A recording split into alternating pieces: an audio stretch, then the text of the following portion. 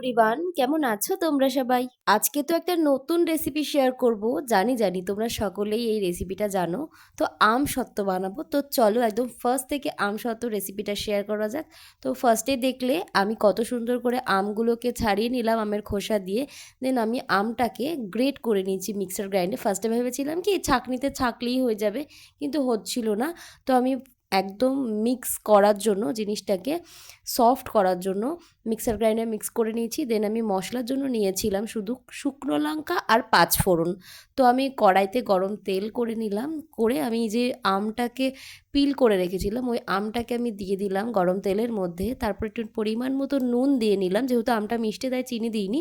দেন আমি লাস্টে এই যে মশলা যেটা বানিয়েছিলাম সেটাই দিয়ে নিলাম। আর যে থালাগুলোর মধ্যে আমি করব সেই থালাগুলোতে একদম ফার্স্টে আমি সর্ষের তেল ব্রাশ করে নিয়েছিলাম।